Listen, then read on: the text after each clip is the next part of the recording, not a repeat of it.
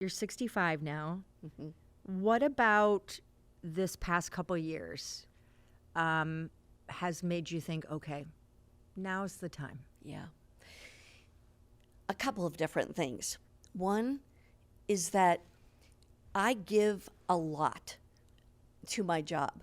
I live it, I breathe it, I eat it. I spend a lot of time in my job because that's the kind of worker I have always wanted to be and that I was raised to be.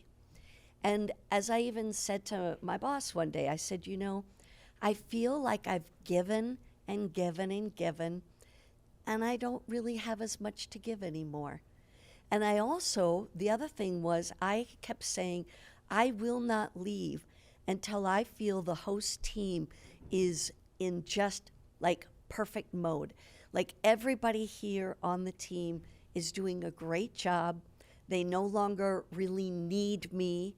And I thought, you know, the other thing too is, I'll be honest with you, this past January, I actually was in February, I lost a friend of mine who was 71 years old.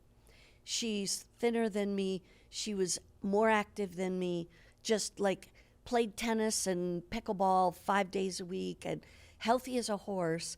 And last Christmas of 2023, she started having some pain, and turned out she had liver cancer, and she was gone in 8 weeks.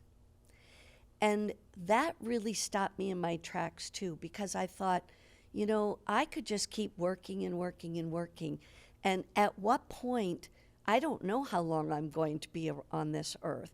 If I knew for sure I was going to live to be 90, maybe I would put in a couple more years. But I don't know that.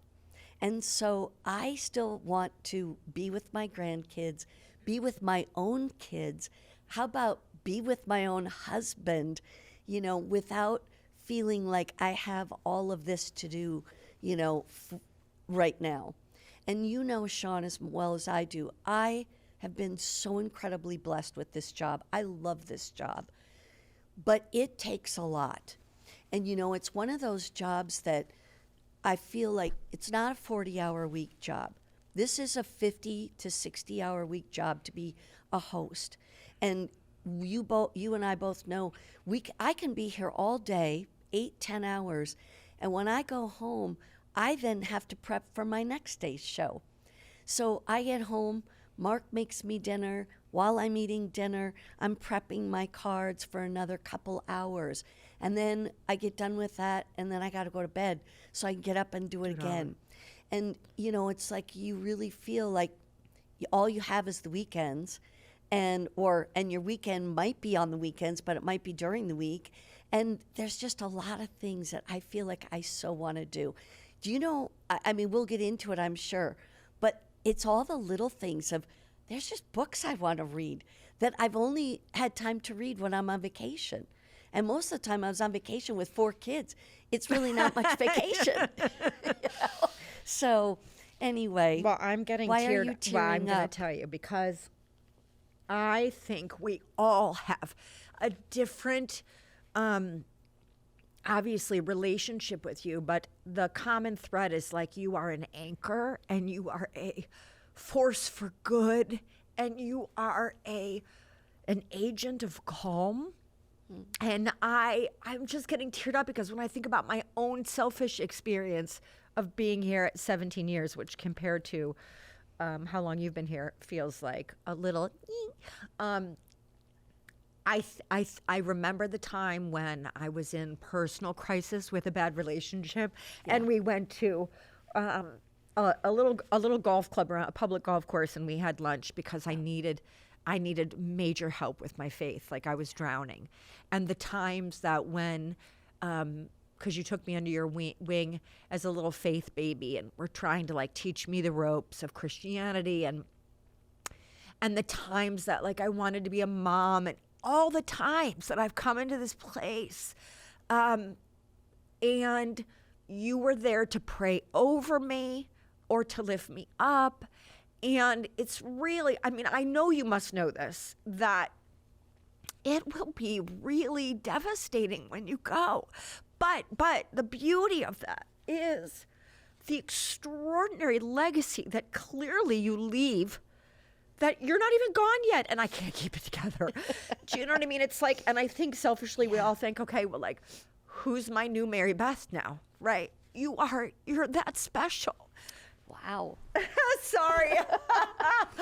Oh boy. Anyway, You're so kind to say that. And yet that is so fulfilling for me because I love to be a nurturer. I love to be a mom. I love to be a grandmom.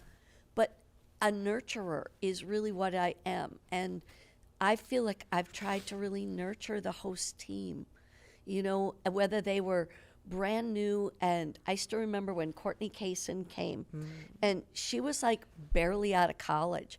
And she was like, I felt like she was one of my kids. And I just wanted to take care of her. And, that just really touches my heart, Shawn. Well, and the reason why I Really think does. it is so exceptional is that many of us, including you, have worked in regular TV and broadcast media. And, it's an incredible business. It's full of so much fun, razzle dazzle. But typically that business attracts a lot of fragile egos. Yes. And so it's not often that you encounter someone who gives so endlessly and willingly to another, a peer, a colleague, to help build them up. Yeah. But you are that mother figure. You're so selfless.